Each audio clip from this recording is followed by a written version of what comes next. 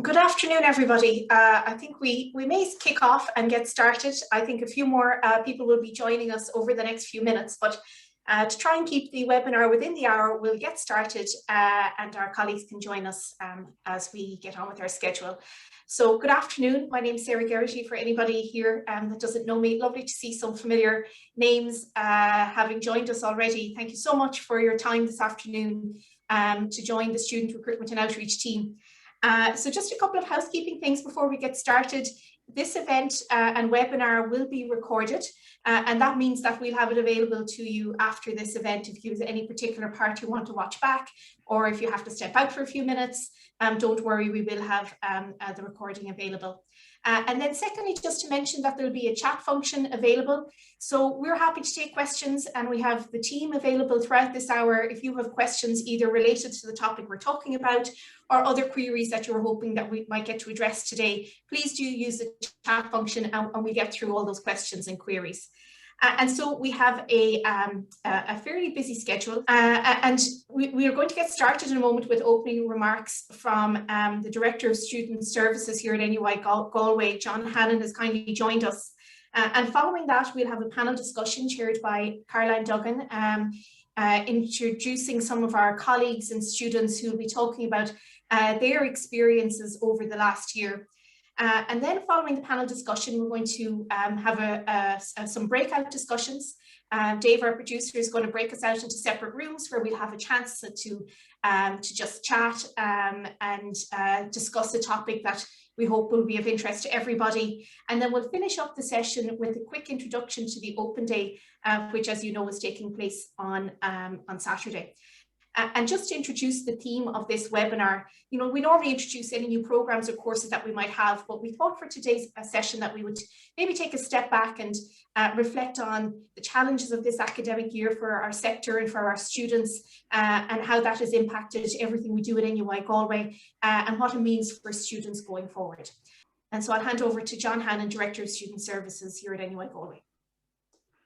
Thank you very much, Sarah. And it's lovely to meet fellow guidance counsellors. I'm really delighted to be able to touch base with you today and look at the scale of the challenges that we've had over the last year. And I suppose I thought about it. It's beautiful. It's sunny outside here, but yesterday was some day right throughout the country. And I think that's a bit like the year that we had. I think back to the 12th of March. It's one of those moments. My parents talk about the time that John F. Kennedy died. I think about when Elvis died, but the 12th of March was something really strange. One of those dates that will stay in my mind. When we spoke to each other in NUI Galway, and the whole country, we were told we needed to leave campus. We talked about 2 weeks, and 2 weeks has become a year. And so many times during that, we planned to return to campus, but public health guidelines stopped us from coming back in terms of in-person teaching for many students. And it has been really challenging. And of course, there have been labs and practicals where possible for students. And the university is acutely aware of how challenging it was for students, you know, how to live and to study. And one of the things we needed to do was to actually understand the evidence. What was the story in terms of students? So we did 2 very big surveys, and we had nearly 5,000 responses between them, so that we could shine a light and actually see what was the student experience like. And I'll just share some of the high-level findings that I suppose informed a lot of what we did, because we were all challenged, and every one of you in your own context has been finding these challenges as well. And I suppose that the first concerns, when we did it way back nearly a year ago now, the concerns that the students had, and a lot of them were indeed absolutely on the button, were the whole area of socializing and interacting. The students at that time were saying, 83% of them were saying this was real concern, and they were very, very concerned about their stress and their mental health. But I suppose from the academic end of things and from college, they were very concerned about the impact on the college experience and how would they address this, you know, online learning. And of course, all of us in our various contexts have had that. But alongside that, they were also very concerned about the workload. Would the workload change? And 78% of them were really concerned about that. And we found also that their motivation to complete the work was really challenged. And of course, it just makes sense.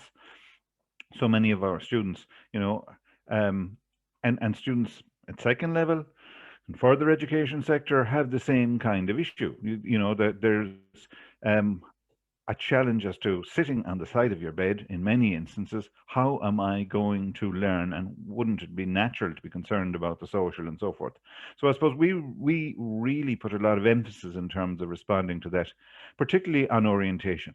And we had so many iterations in preparing and so forth, but we wanted that good start to get our first years in the academic, the social, the well-being sessions. And we were, I suppose, the only college, to my knowledge, in the country actually that we got nearly 3,000 of our first years on campus.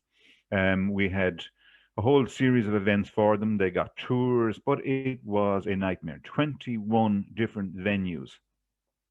So it was really, really challenging. And we were delighted that we had 270 mentors. We had just a really strong program so that we could get people meeting with each other. And just at the end of that week, as I sat down on the Friday evening to write an email to everybody, I saw in my notifications, you've been asked to leave campus again by the Minister for Higher Education, that we were in lockdown. But at least we had, I suppose, that good start for first years. Indeed, I have a daughter here who's in first year in Galway also. And then I suppose we made sure that we had a follow up. We had 7 weeks of online events specifically oriented towards the first years, but still it was very challenging because it was, you know, to actually get out and meet people was a core dilemma. And so many students who were resident in Galway and you couldn't, you know, meet with each other or at home. So we set up Cara Connect, which is a peer buddy system where one student could meet with another system, either online or actually to meet and go for a walk up along the curb or whatever suited. Um, 80 of our societies have been absolutely phenomenal. I am just so proud to have any association with them. The kind of work that they did, and we had an online award ceremony for 100 of the leaders of those societies last week, and just the energy that they have is just beyond belief right through. Um, and indeed, Ben is there and he will tell you more about our chaplaincy and pastoral care initiative. So before our first years came on campus, all 3,000 of them got an individual call from chaplaincy. And again, that was followed up a number of months later. So I won't take away from Ben's story, but it's really, really important to be aware of it.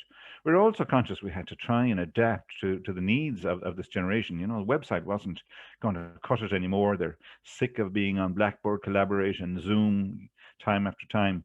So we became involved in a national initiative, a crisis text line, 50808, which is free, and indeed staff can avail of that as well. So, you know, you're probably familiar with it, but it's a wonderful initiative that within 5 minutes, day or night, you can get highly trained support. We were also delighted that we were able to get a lot of additional mental health support, particularly in the area of counselling. And the laptop loan scheme, we had almost 1,000 laptops to give out. That in itself was I suppose, a logistical nightmare, but it is really great that you know those who had that need, that very practical need, could get the support. And the library has been open for scheduled study and click and collect when possible. Um, but you know that there was lots of noise friendly study desks as well in the Bailey Allen Hall and so forth. But there were times that it wasn't possible to have people on campus. So we've had, I suppose, a whole range of different initiatives, and I don't think I would do them kind of any justice, but by giving them such a brief explanation. But I just am absolutely in awe of, I suppose, the resilience that our students have shown, and indeed our staff. And of course, we're looking towards the future, and we're saying, you know, what's it going to be like in this autumn? And you know, our crystal balls are actually very fuzzy, but we are clear that the health and safety of students and staff is number one priority. And we're aware as well that the Minister has said that he wants staff and students back on campus, and that is our priority insofar as it can be done. And we have an incredible opportunity we've had this year, you know, major strategic initiatives in terms of the way we teach and the way we learn. And we've redesigned our teaching and our learning environment and lecture capture and so forth. And there's been so much learnt over the last 15 months that will, I suppose, it's probably brought us forward 10 years at least, and will really help us in the way forward. And some of the major initiatives, as I start to finish up, that we're aware of is our Learning Commons project. Our library is now really coming into its own.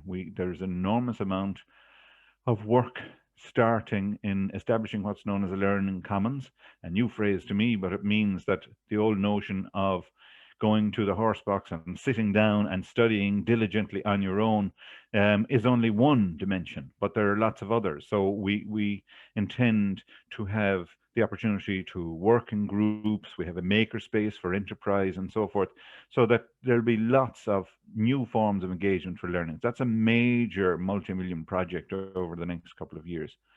You may also have heard of Aspire, which is a new approach to education. And as guidance counsellors, I suppose that's really important. It's transdisciplinary. So, for example, a student in arts could also study with students in science. And it very much focuses on skills development and employability. So that's something that really we're very excited about, and will transform, I suppose, the opportunities for so many students that can go beyond just the discipline that they choose in the CAO form. We also are aware that 1 in every 4 of our students are disadvantaged in so many ways, and something that's really practical around that is universal design for teaching and learning, our UDL project. It's in our strategic plan, and that we're, I suppose, conscious that we have inclusive teaching. What's good for one student is good for everybody, and that dictates our learning spaces. It dictates how we teach. It dictates how we present that teaching, and this also will be really useful for us in terms of being a model for monitoring progress on inclusion, so that we have evidence again of how we're progressing. So it's been an exciting time. It's been an extremely challenging time. And I suppose the only way to address these issues is together. So I'm delighted that so many people could come today.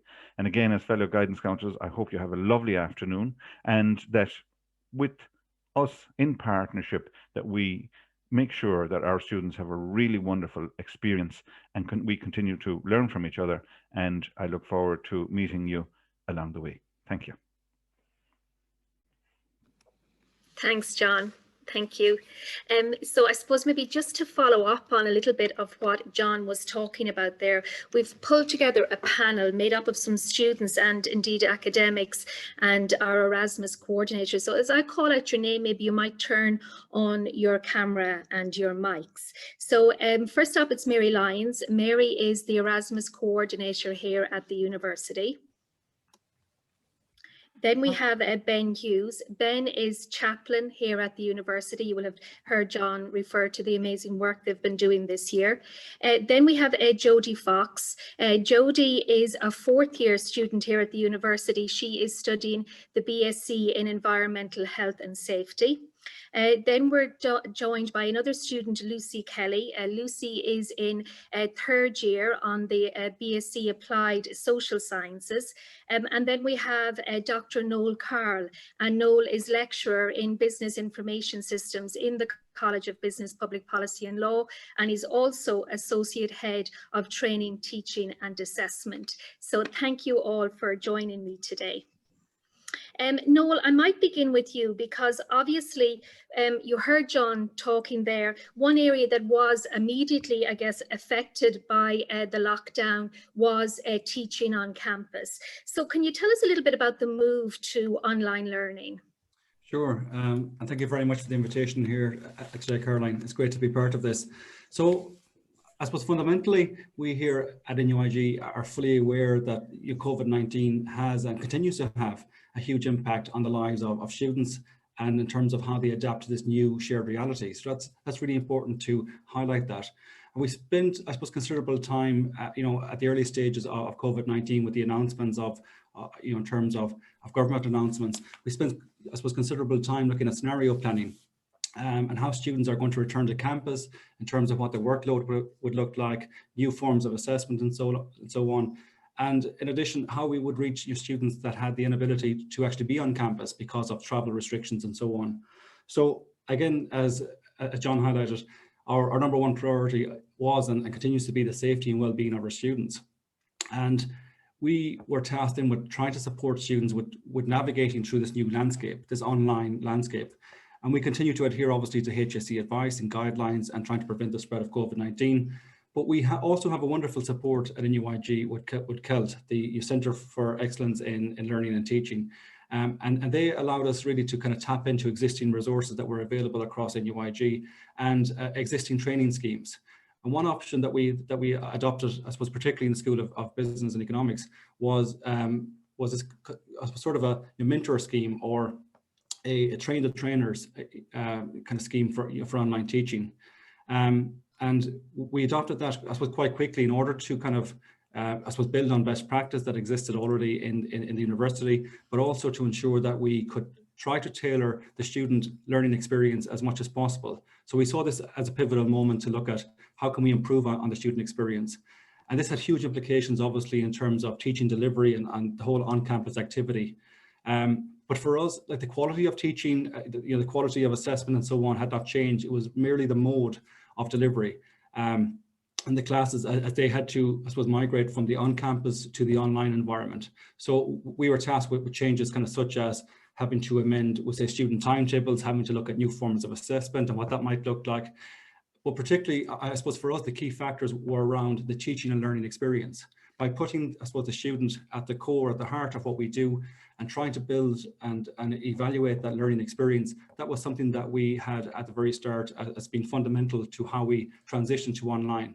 And we also invested heavily in technology and training resources, to ensure that staff not only, I suppose, could deliver classes, but could provide a high quality, I suppose, student experience with that and the whole learning experience.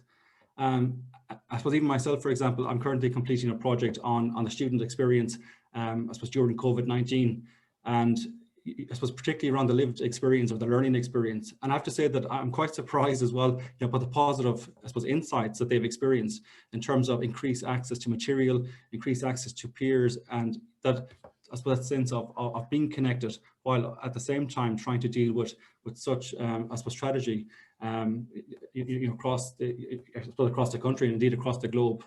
I suppose it's worth noting that at NUIG, we're an on-campus, I suppose, first university, which means that we'll continue to do everything in our power to try and work within government guidelines, but at the same time, we place huge emphasis on excellence in terms of the learning experience. So whether that's on campus, online, it's very much having the student at the heart of that learning experience. Great, no, and I think that campus first will resonate with a lot of our guidance counsellors, because I mean that is one of the things that students love about Galway is its campus and its location. And just coming back on what Noel said there about a lived experience of online learning. So Lucy, I'm going to come to you next, because as a student of the BSc Applied Social Sciences, obviously you've had a lived experience of learning online this year. So can you tell us a little bit about what that has been like for you? Yeah, so it's been a really hard experience, but there has been positives to it for us. A huge part of my course the whole way through has been that applied aspect and actually working with our lecturers and communicating with them. And I think that really came through and shined through as we came online. I'm a class rep for my course, so I spent a lot of time talking to my lecturers and meeting with them and talking to them about things that weren't working for us or the problems people were having. And that was the one main thing for me for online learning, was that our lecturers were actually listening to us and listening to the problems that we had, and being very flexible with the assignments, with the way they set things out for us, and actually listening to our problems and what we were finding hard. Of course, it wasn't all easy, like the whole social aspect of not being on campus, as Noel said, the campus first experience definitely was just horrible not to have, but we all knew that it was for our own good. So I think while it was hard to keep us motivated, a sense of community spirit within our course and within kind of wider lectures definitely shone through, because lecturers listened to us. We talked to each other, people I would never have talked to on my course and in my wider lectures. All of a sudden we're talking to each other because we needed to get things sorted out for ourselves. So it was a hard experience, and it definitely is nowhere near as nice as being on campus, but there were positives to it. It was easier to engage in some aspects because we didn't have to walk into college. So even just having that option of just getting up out of our bed and getting onto our laptops, even though I prefer to, it's easier than having a 20-minute walk into college or having to get a bus up and down to Galway. So yeah, it was hard, but there definitely was a community spirit within our course and definitely across wider experiences with my friends in the college. Thanks, Lucy, for that. And that was one of the things that I've been hearing back from students, is that being listened to was really, really important, that they felt they were listening, that lecturers were listening, and that they were willing to adapt based on the feedback they were getting. So that's really positive. I'm delighted to hear you endorse that, Lucy, because I have heard that. Ben, I'm going to come to you next, because you know, as chaplain here at the university, I want to talk a little bit about the supports, because I heard John reference them there in the opening, and you put on amazing supports for the students this year. So can you tell me a little bit about the supports you've been giving to the students? Thanks very much, Caroline, and good afternoon to everybody. It's lovely that so many could join with us for our conversation today. So at the very outset, you know, once we began in March, we came together very quickly as a staff, and immediately the chaplaincy initiated what we called the pastoral care protocol. And that really was influenced by the students' needs and their voice. So they identified very quickly what their immediate needs were. And then we gathered as staff and students simply to work together to see, number one, what the broad issues were, and secondly, then to put together a response. And I suppose immediately the issues were students who were afraid, then some students who unfortunately got COVID, those who were impacted by it in terms of their accommodation, their upcoming exams back in March, those who experienced difficulties with finance because they'd lost jobs. So what we did was, in a very positive way, we put a team of staff together who responded to those who were sick. So we provided a care team who reached out to students, offering finance, medicine, and medical and emotional support. For those then, in terms of exams, the transition from online campus to online exams was quite difficult. So again, just working with a huge range of units within the university, we put together information, connectivity, in some instances laptops, and in some instances, even when we were closed down, we could provide emergency spaces for students who needed to come on campus for particular exams.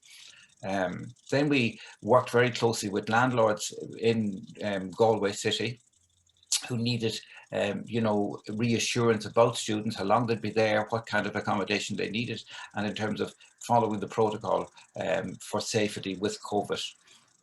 We also put together an exam support helpline, so students could call in if they had problems before, during, or after an exam.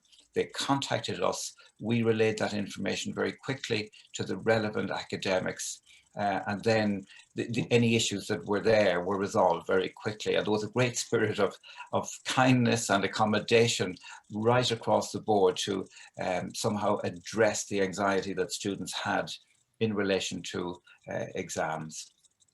Naturally, one of the big issues was, you know, anxiety and psychological support. And we work within a collaborative unit where we have counselling, the health unit, the chaplaincy, student careers.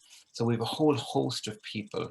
And once we identify the issue, we can very, very easily begin a referral pathway to respond very positively to the students' needs. So in fact, for your listeners, it's really important for you to realize and to communicate to your students the journey between problem and solution. Once we identify it, is very short, and in fact can be an effective solution can be found very quickly. So that's the key message. So then that was the immediate piece, Caroline. We can come back to other pieces. If we will. On the next question, we might just touch a little bit on some of the other aspects. But Ben, that's such an important point, and that's one of the messages we want the guidance counsellors to take back to the classroom, is to please encourage your students to reach out. Okay, so when they come in here to us in first year, we want to help them. And as Ben said there, you know, the transition from the problem to the solution is very small, but they need to come forward and tell us that they're having a problem, and then we will do everything in our power to make sure that we can help them. So thanks for saying that, Ben. Jodie, I want to come to you next because you are a final year student. So thankfully you had 3 wonderful years before COVID hit, but it has hit and it has affected you now in your final year. So can you tell us a little bit about how, you know, what has been it like for you from an academic perspective this year? Yeah, no worries. So obviously this year was going to be stressful either way, like it's final year and I'm doing health and safety. But I suppose for the first half of the year, I did my placement, so I'll talk about that later on. But I had a good experience there. And then when I came back to college, it was about getting my dissertation done and now gearing towards final year exams and stuff. So obviously it has been challenging not being on campus, not being in meeting lectures and stuff. But I have found that like all our lectures are online. We do get to have a live lecture. We get to speak to our lecturers. So it's not really that different. You're still having that communication with them. It's not like they're gone off the face of the earth. Like we're still speaking to them. I sometimes find it's a little bit easier actually to get like questions and points across because you have your chat function and you can speak to them, whether sometimes when you're in a big lecture, you don't get that opportunity.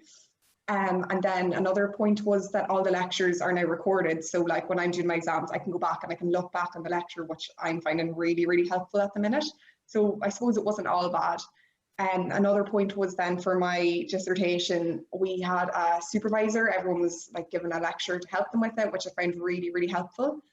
We used to have meetings once a week. We don't have it over Teams. Like that might have been easier just to organise that we'd be in and we'd get our Teams meeting rather than going into college and meeting up and trying to set that up. So I find that good too. Also, the library opened up the last few weeks there. You get to schedule in and you book in and it's all very, very COVID friendly and stuff. But I find that really, really helpful too, because sometimes it's good just to get in and get focused. So I was really thankful that, you know, that opened up there the last while as well. But basically, yeah, it's been a stressful year, but no, I've enjoyed it. It's went well. Like, I feel like the college ran everything as good as they can. I'm really thankful that the exams, they just kind of gave us, we know what we're doing. It's going to be an online exam. There's no worry. There's no confusion. We know what we're doing. It's open book. We have our time session. It's going to be online. And yeah, so I think it'll go really well. And yeah, that's kind of my experience with the year. Thanks, Jodie. Yeah, no, that's great. And the fact everyone I'm talking to says the same thing about the fact that the library is open. Yeah. You do have to be on the ball to book your spot, but the fact that the library is open has been a big boost to everyone. So that's great. So thanks for raising that, Jodie. Mary, I'm going to come to you last. Thanks for your patience. I want to ask you just a little bit about Erasmus. You know, tell us a little bit about the benefits to students of participating on Erasmus. Thank you, Caroline. Thanks for the opportunity to speak to your audience here. Well, as you can probably imagine, Erasmus has been very significantly impacted by the events of the last year or 14 months. But it would be a great shame if people were to be put off participating by what has happened and you know, how it has affected travel and so on, because the benefits of Erasmus are huge, both on an academic and a personal level.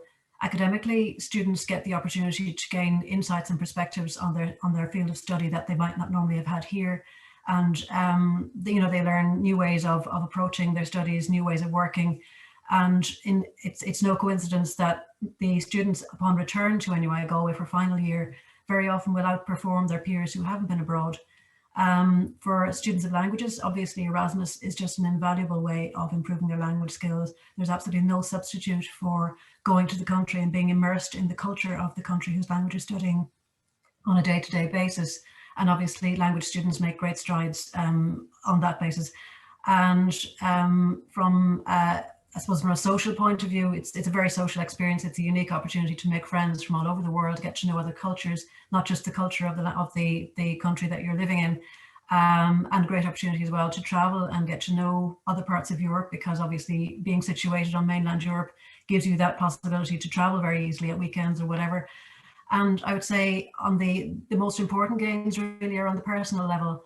While it's a very enjoyable experience, obviously it will throw up many challenges. And it's in rising to those challenges and dealing with them that the greatest learning is. And so we find that Erasmus students, when they come back to Galway, will be more mature, more confident, more independent. They'll also have gained in soft skills like flexibility, adaptability, problem solving, intercultural awareness, all of the sort of skills that are very much valued by employers. And it's no accident that graduates who have had an Erasmus experience will have the edge over those who haven't when it comes to looking for a job. So I would say in general terms, absolutely to be recommended for any student who can fit the Erasmus period into their course of study here. Thanks, Mary. You're making me excited just to hear the word travel and Europe again.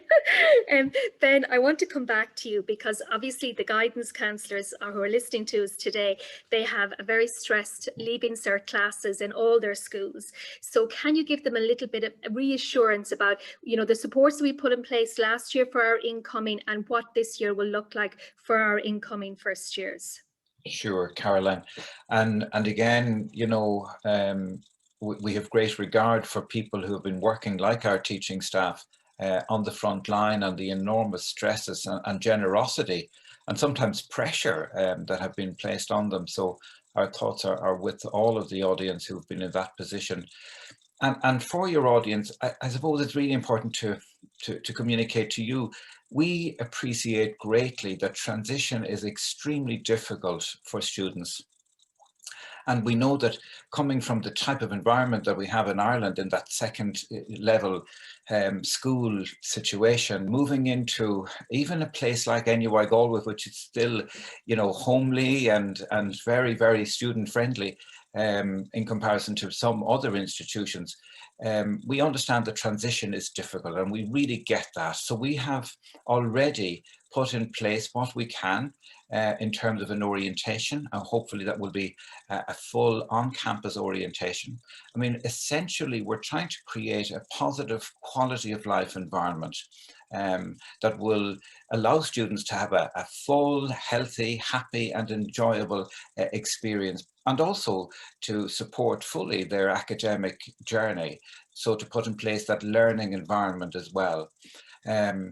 The very definite encouragement that I would say to your listeners is that once a student in NUI Galway experiences any kind of difficulty, if you could encourage them to somehow reach out to any member of staff, particularly, and allow that member of staff then to make that magical connection to the right person, the solution then emerges very quickly.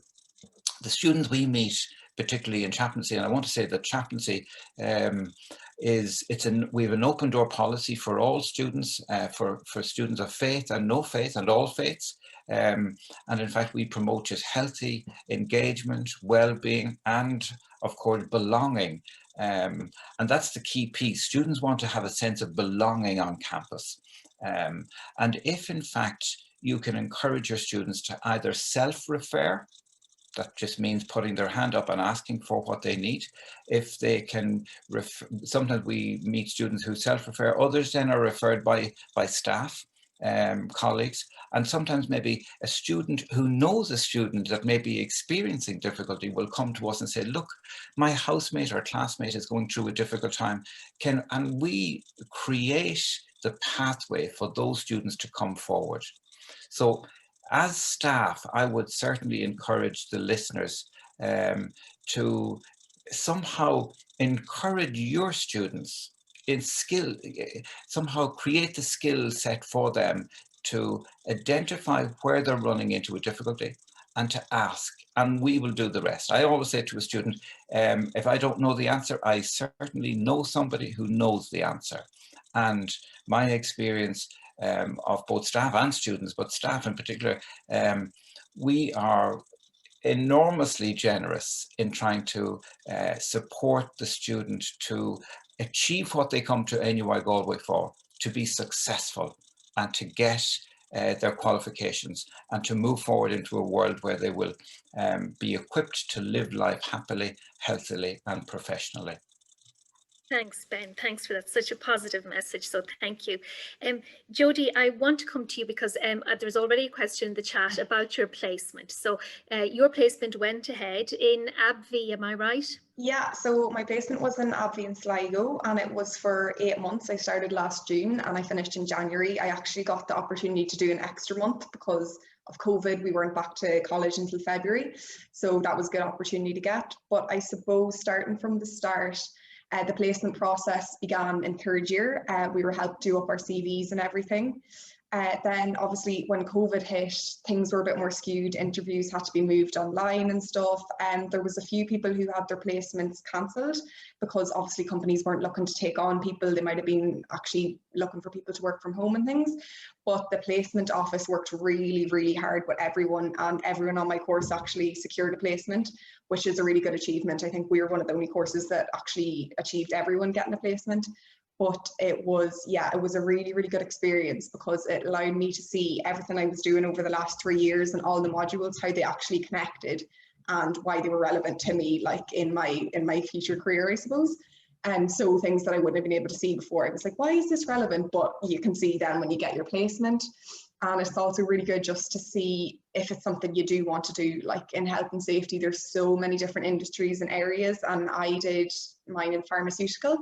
So it let me see that I actually like pharmaceutical and I like that industry. But obviously if I didn't, then I could have went on and done construction, agriculture, something else. So it was really helpful for that kind of reason.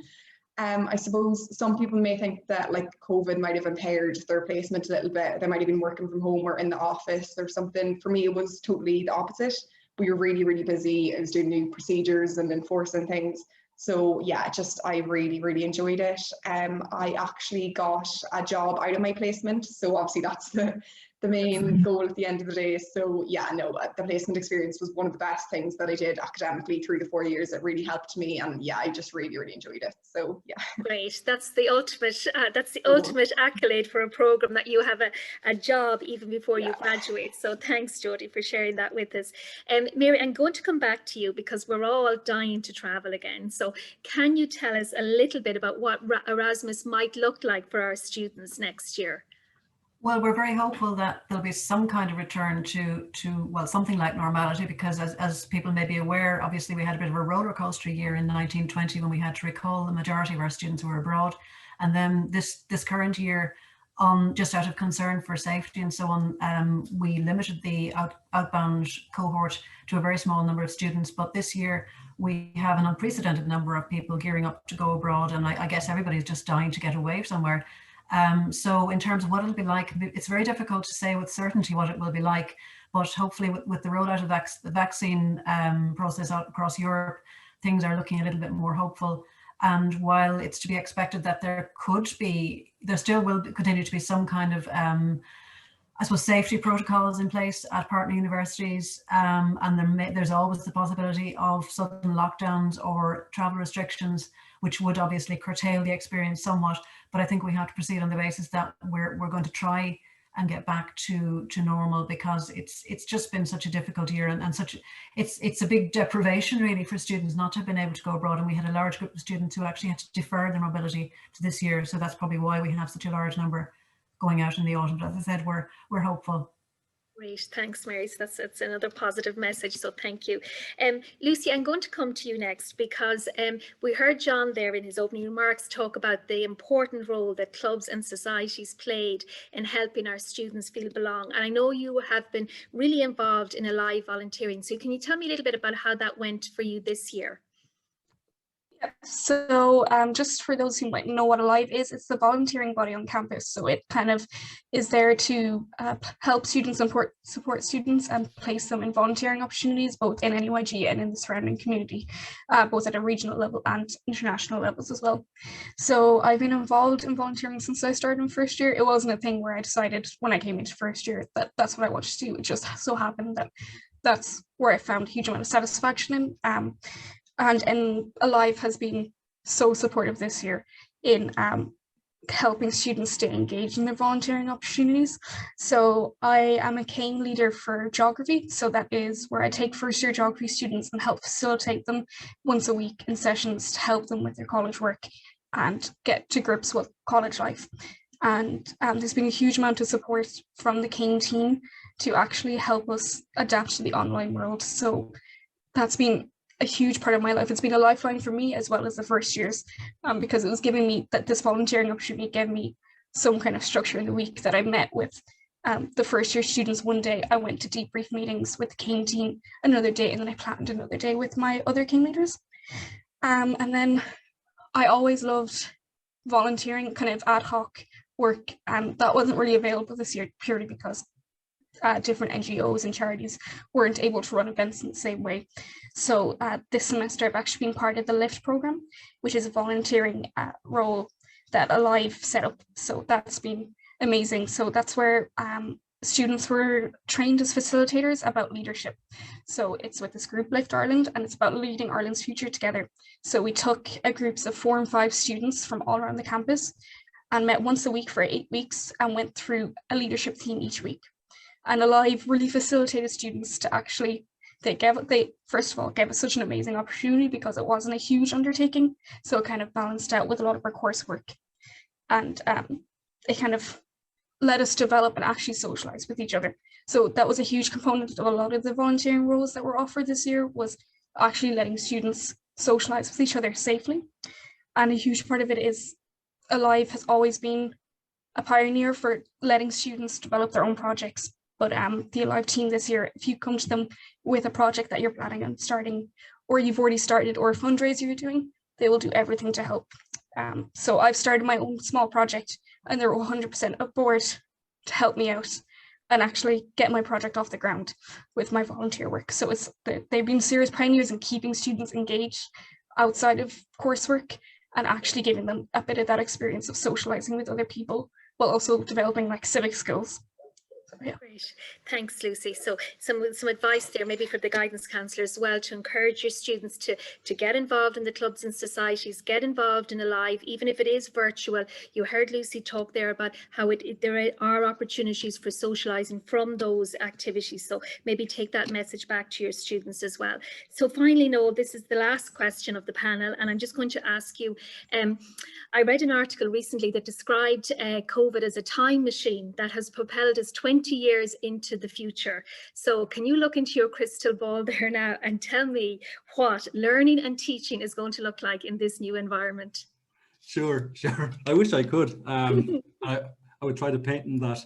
But I guess fundamentally, looking at the future, I suppose, as humans, the social interaction is fundamental to every aspect of our health and well-being. So that's core, this new social connection.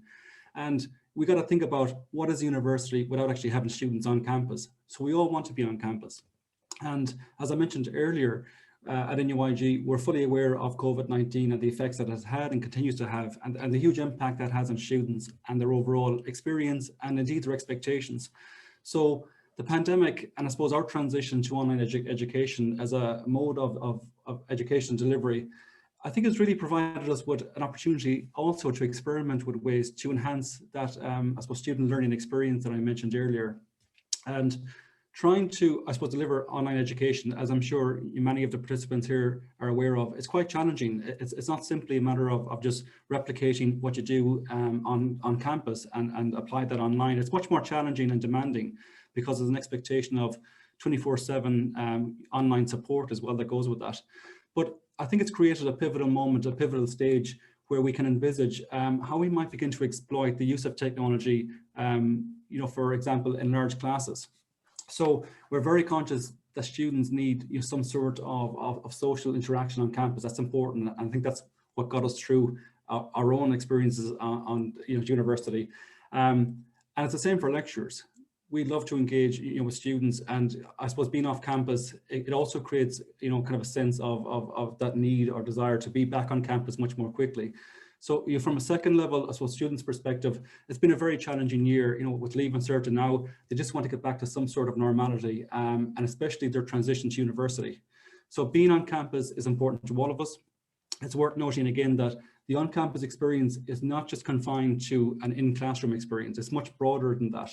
We've just heard from Lucy there about the Alive volunteering, and it's important to think about the on-campus as being a much wider university experience. But in terms of teaching and learning, we've invested quite a lot in terms of technology, having on-campus or in-classroom access, to learning material. We've also invested in a new project called Aspire, which was mentioned earlier, about the new generation of graduates, which again focuses on the interdisciplinary learning, and it overall enhances our graduate attributes, which therefore contributes towards their employability also. And I suppose it's important for us to look up, I suppose, beyond NUIG, and I've been in contact with colleagues in other universities about what they're beginning to do in terms of online teaching and how they're going to bring that forward. And we're looking at ways to provide, I suppose, learning material maybe before classes, and use the classroom time to create more debate and I suppose an enriched learning experience, where you use that time on campus and in the classroom to have more discussion and debate on learning material. And you try to enrich the student experience by providing that material beforehand, again through the use of technology and so on.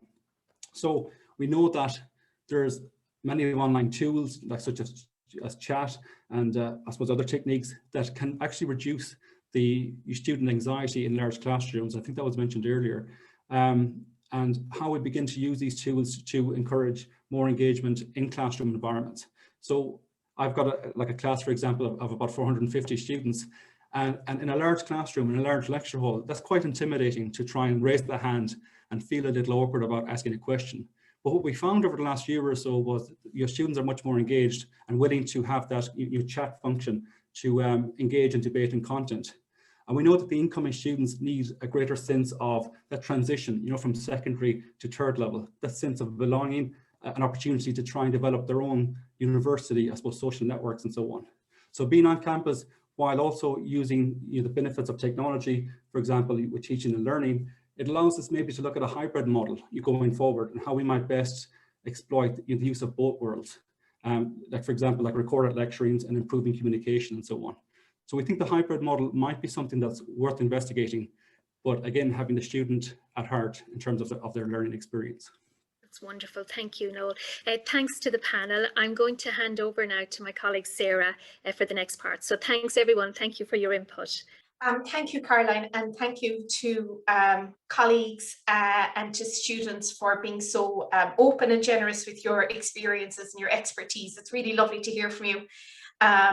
So we're moving on to the next element of this event, and Noel, you just mentioned there about the hybrid environment, and that ties in nicely with what we hope to discuss during our breakout room discussion. So in a moment now, we will all be broken out into separate discussion rooms with maybe 5 or 6 people in each, and what we'd really like you to do is use the next 10 minutes to just have a chat and say hello. That's something that we've really missed over the last year. So it's just a chance for us to say hello to you all, and maybe to just have a very informal discussion or just feedback gathering exercise on the following. We're thinking again or already to 2022 and CAO 2022. And what we'd love to get feedback from you all on is, how can universities best support students and parents and you as a network in this hybrid environment? Are there elements to what we do that you think we need to do everything we can to get it back in the classroom or back on campus, and are there things that perhaps work well virtually? So thinking about open days and school visits and materials and support and content and all of that.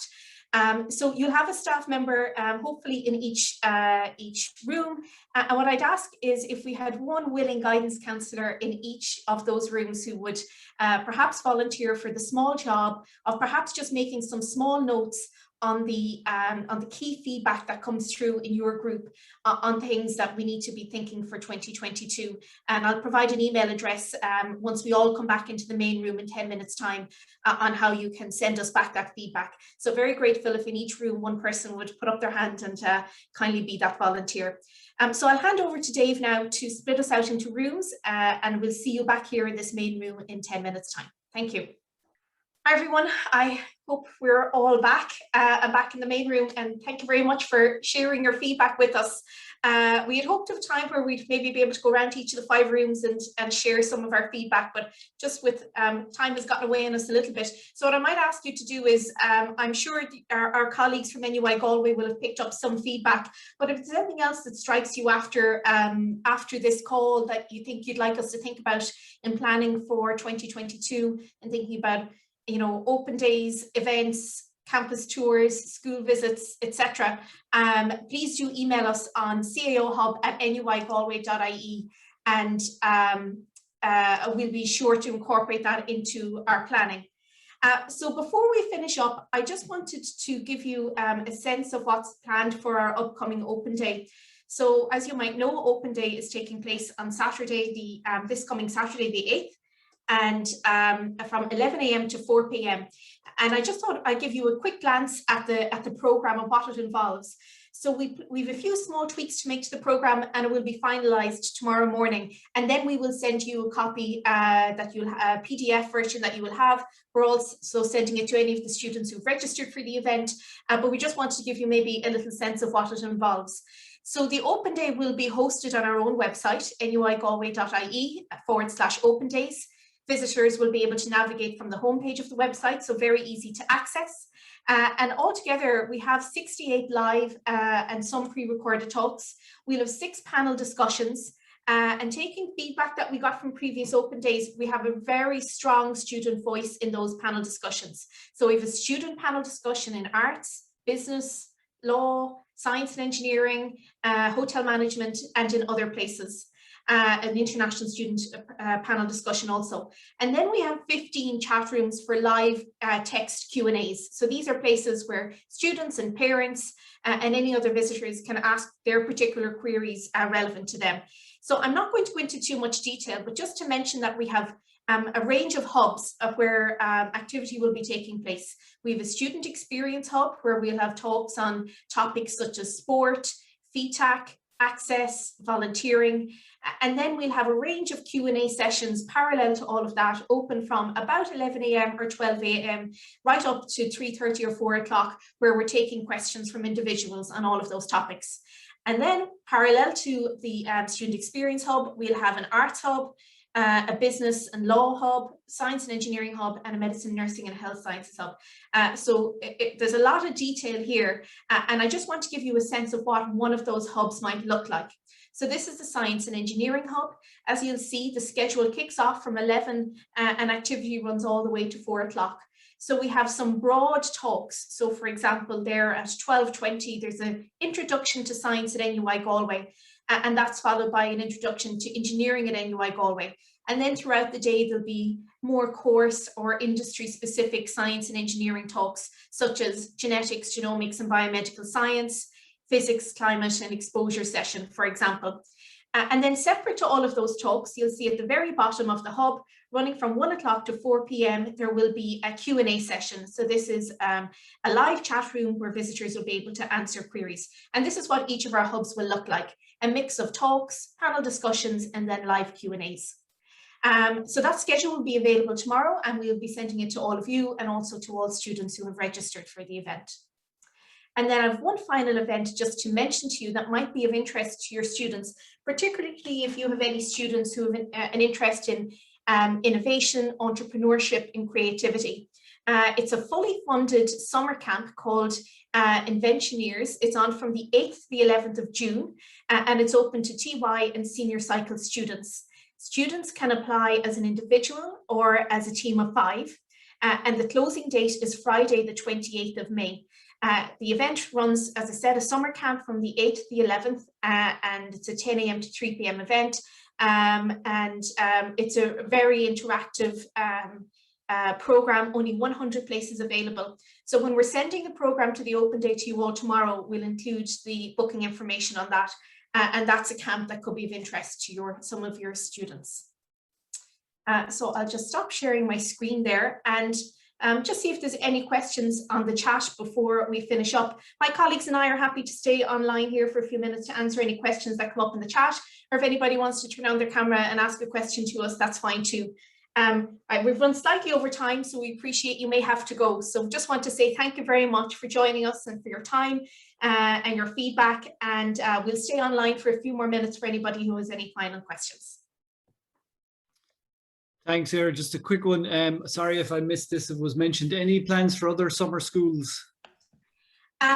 No, we don't, Barry. We put a call around to the colleges and there aren't. What we do have, however, is the 9 Taster Day events that we ran for TY students. They're all still available on demand, and they're about 2.5 to 3 hour events.